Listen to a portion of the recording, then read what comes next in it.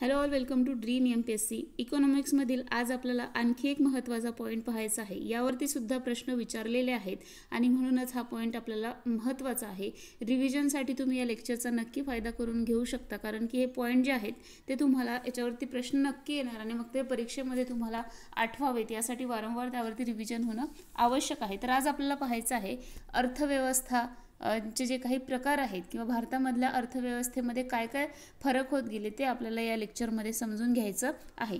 तर पहा, आपल्या भारतावरती 1947 पर्यंत इंग्रजांचं राज्य होतं आणि हे इंग्रज जे आहेत ते एक भांडवलशाही देश होता आणि त्या भांडवलदारांचंच प्रत्यक्षपणे नियंत्रण जे आहे ते आपल्या कंट्रीवरती होतं. जवळपास 1858 पर्यंत या ईस्ट इंडिया कंपनीचं आपल्या भारतावरती नियंत्रण होतं आणि मग जे काही भांडवलशाही देश असतात तर त्या देशांमध्ये मुक्त अर्थव्यवस्था राबवली जाते. म्हणजे ऑब्व्हियसली आपल्या देशात सुद्धा 1941 पर्यंत किंवा 1858 पर्यंत आपण म्हणू, कारण तेव्हा तिथे परत मग ते 1857च्या उठावानंतर तिथे थोडंसं जे काही आपल्या देशावरचं त्यांचं नियंत्रण आहे ते भारतामधलं काढून घेतलं होतं आणि राणीच्या हातामध्ये गेलं होतं. सो 1858 पर्यंत आपण म्हणू शकतो की प्रत्यक्ष ईस्ट इंडिया कंपनीचं इथे राज्य होतं आणि त्यांचं जे काही राज्यामध्ये म्हणजे भांडवलशाही देशामध्ये कुठली अर्थव्यवस्था असते तर मुक्त अर्थव्यवस्था असते. म्हणजेच काय आहे तर ज्यातून जास्त नफा मिळेल अशा प्रकारचंच उत्पादन घेतलं जातं,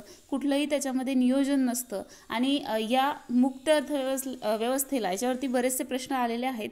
तर आणखी कुठल्या नावाने ओळखलं जातं ते सुद्धा तुम्हाला इथं लक्षात ठेवायचं आहे. तर याला पहा, मार्केट इकॉनॉमी असं सुद्धा म्हटलं जातं. त्यानंतर लेसेस फेरी अशा प्रकारचा उच्चार आहे किंवा त्याचा उच्चार लेसेस फायर असा करत असेल किंवा यालाच सेल्फ मॅनेज इकॉनॉमी असं सुद्धा, म्हणजे स्वतःच मॅनेजमेंट करा की ज्याच्यामधून तुम्हाला फायदा होत आहे. मुक्त अर्थव्यवस्थेमध्ये काय पाहिलं जातं तर फायदा होत आहे अशा गोष्टी फक्त तिथं पाहिल्या जातात आणि मग त्याच गोष्टींचं उत्पादन जे आहे ते घेतलं जातं. आणि यामध्ये कुठल्याही प्रकारचं नियोजन नसल्यामुळे यालाच अनप्लॅन्ड इकॉनॉमी म्हणजे प्लॅन नसलेली इकॉनॉमी असं सुद्धा म्हटलं जातं. तर पहिलं औद्योगिक धोरण जाहीर होईपर्यंत, म्हणजे पहिलं औद्योगिक धोरण जाहीर झालं 8 एप्रिल 1948ला आणि तोपर्यंत आपल्या भारतामध्ये मुक्त अर्थव्यवस्था होती. परंतु पहिलं औद्योगिक धोरण जेव्हा जाहीर झालं तेव्हा आपल्या देशातल्या अर्थव्यवस्थेची जी काही वाटचाल आहे ती मुक्तकडून आता मिश्र अर्थव्यवस्थेकडे होऊ लागली. म्हणजे आपल्या भारताने मुक्त ऐवजी आता मिश्र अर्थव्यवस्था स्वीकारलेली होती. आता मुक्त होती परंतु आता मिश्र स्वीकारली म्हणजे काय तर पहा, पूर्णपणे मुक्त जर का ठेवली तर कुठलंही उत्पादन म्हणजे फक्त ज्याच्यातून नफा होईल अशाच वस्तूंचं उत्पादन तिथे वाढणार आहे. म्हणून मग मिश्र अर्थव्यवस्था ठेवली. मिश्रमध्ये काय आहे तर सार्वजनिक जे काही क्षेत्र आहे त्याचबरोबर खाजगी जे काही क्षेत्र आहे या दोघांचंही एकत्र म्हणजे सह अस्तित्व तिथे असतं. म्हणजे पूर्णपणे मुक्तही नाही आणि पूर्णपणे बंदिस्त सुद्धा नाही, अशा प्रकारची ती अर्थव्यवस्था आहे. म्हणजे दोघांचंही सहअस्तित्व आहे. म्हणजे भांडवलशाहीचं सुद्धा अस्तित्व आहे, त्याचसोबत सरकारी हस्तक्षेप सुद्धा आहे. अशा प्रकारची आपली जी काही अर्थव्यवस्था आहे ती पहिल्या औद्योगिक धोरणानंतर मिश्र अर्थव्यवस्था झालेली होती. मग औद्योगिक धोरणाच्या आधी कुठली होती तर मुक्त होती. त्यानंतर मग पहिलं औद्योगिक धोरण जे जाहीर झालं 8 एप्रिल 1948ला म्हणजे स्वातंत्र्यानंतरच आपण म्हणूया, त्यानंतर आपल्या देशाची वाटचाल ही मिश्र अर्थव्यवस्थेकडे व्हायला लागली.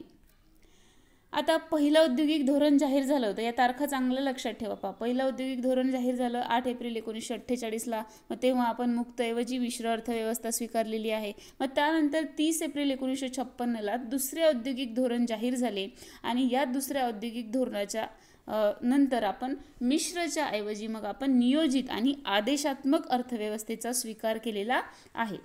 कोणत्या अर्थव्यवस्थेचा स्वीकार केलेला आहे तर मिश्रऐवजी आपण नियोजित आणि आदेशात्मक अर्थव्यवस्थेचा स्वीकार केलेला आहे. दुसरं औद्योगिक धोरण जाहीर झालेलं आहे 30 एप्रिल 1956ला.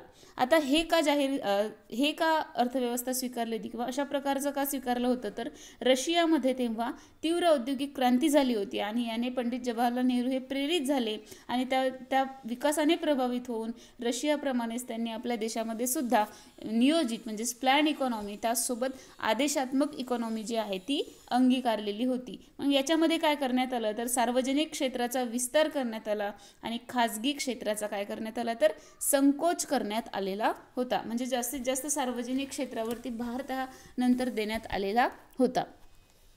ओके, त्यानंतर पुढे आपण पाहूया. मग त्यानंतरचं जे औद्योगिक धोरण आहे ते आहे 24 जुलै 1991ला. याला तिसरं औद्योगिक धोरण न म्हणता आपण म्हटलेलं आहे नवीन औद्योगिक धोरण, जे जाहीर झालेलं आहे 24 जुलै 1991ला. आणि इथे आदेशात्मक, म्हणजे जे दुसऱ्या वेळेस स्वीकारलं होतं की नियोजित आणि आदेशात्मक, तर या आदेशात्मकच्या ऐवजी सूचकात्मक नियोजनाचा इथे अवलंब केलेला आहे. म्हणजे लोकांना आदेश न देता सूचना करायच्या की तुम्ही हे उद्योग करा, त्यामुळे तुमचा असा असा फायदा होईल. अशा प्रकारे तिथे मग अशा प्रकारची इकॉनॉमी आपल्या देशामध्ये तिथे स्वीकारण्यात आली.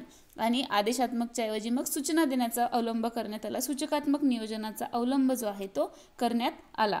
1991 मध्ये जे उखाजा, म्हणजे याला आपण काय म्हणतो, उदारीकरण, खाजगीकरण आणि जागतिकीकरण. ओके, 1991ला उदारीकरण, खाजगीकरण आणि जागतिकीकरणाला सुरुवात झाली. आणि मग इथून आपल्या अर्थव्यवस्थेची जी सुरुवात आहे ती पुन्हा मुक्त अर्थव्यवस्थेकडे सुरू झालेली आहे. म्हणजे आधी मुक्त होती, त्याच्यानंतर मिश्र आली, मिश्रच्या नंतर नियोजित आणि आदेशात्मक आली, त्याच्यानंतर परत नेहरूजी प्रभावित झाले, त्यामुळे त्यांनी प्रभावित होऊन नियोजित आणि आदेशात्मकच्या ऐवजी सूचकात्मक घेतली. सूचकात्मक जी काही अर्थव्यवस्था आहे ती आली. आणि परत औद्योगिकरणानंतर आता परत मुक्त अर्थव्यवस्थेकडे आपल्या देशाची जी काही वाटचाल आहे ती सुरू आहे. याच्यामध्ये सेल्फ मॅनेज इकॉनॉमी, लेसियस फेरी, त्याचसोबत याला अनियोजित अर्थव्यवस्था असं सुद्धा म्हटलं जातं, ज्यामध्ये फक्त नफा मिळवण्यावरती भर दिला जातो. आणि ही मुक्त अर्थव्यवस्था कोणत्या प्रकारच्या देशांमध्ये असते, तर भांडवलशाही देशांमध्ये असते. त्यानंतर आपल्याला पाहायचं आहे की हे जे काही अर्थव्यवस्था आहेत यांचे प्रकार आपल्याला पाहायचे आहेत. जे नियोजित अर्थव्यवस्थेचे प्रकार पाहायचे आहेत. याआधी आपण मुक्त आणि मिश्र अर्थव्यवस्था पाहिली. तर पहा, जी काही नियोजित अर्थव्यवस्था आहे जी दुसऱ्या औद्योगिक धोरणानंतर स्वीकारल्या गेलेली होती, तर त्यांचे कोणते कोणते प्रकार आहेत ते आपल्याला पाहायचे आहे. पहा, नियोजन केलं जातं. तुम्हाला 5 इयर प्लॅन्सबद्दल माहिती आहेच. 5-5 वर्षाचे प्लॅन केलेले होते. सो योजना आखल्या जातात. त्याचप्रमाणे जीवनावश्यक वस्तूच्या उत्पादनावरती भर दिला जातो. आणि समाजवादी जे देश आहेत त्यांच्यामध्ये अशा प्रकारची अर्थव्यवस्था असते. आता नियोजित अर्थव्यवस्थेचे पुन्हा 2 प्रकार आहेत. ते म्हणजे पहिला आहे पहा आदेशात्मक आणि दुसरा आहे सूचकात्मक. आता सूचकात्मकमध्ये काय केलं जातं, याला इंडिकेटिव्ह इकॉनॉमिक असं सुद्धा म्हटलं जातं. तर हे थोडंसं ढिल्लं स्वरूप आहे. म्हणजे इथे फक्त सूचना दिल्या जातात की काही तुम्हाला प्रलोभनं दिली जातात. प्रलोभनं इन द सेन्स की अनुदाने, सबसिडी, त्याचबरोबर करमुक्तता किंवा कधीकधी कर्जमाफी अशा प्रकारच्या तिथे आमिष दाखवून लोकांकडून एखाद्या गोष्टीचं उत्पादन करवून घेतलं जातं.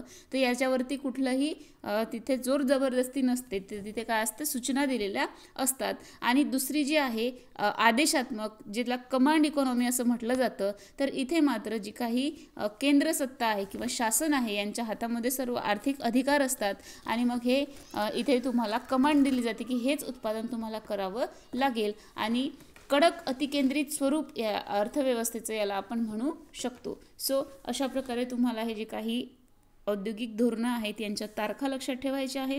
त्याचसोबत भारतामध्ये कुठल्या प्रकारची अर्थव्यवस्था आहे किंवा आधी कशी होती, ते काय काय त्याच्यामध्ये बदल झाले हे तुम्हाला लक्षात ठेवायचे आहेत. आय होप या व्हिडिओचा फायदा तुम्हाला रिव्हिजन करण्यासाठी नक्की होईल. व्हिडिओ आवडला असल्यास नक्की लाईक करा आणि शेअर करा. त्यासोबत बेल आयकॉन प्रेस करा, म्हणजे तुम्हाला आपल्या पुढच्या व्हिडिओचं नोटिफिकेशन लगेचच मिळेल. Thank you so much for listening.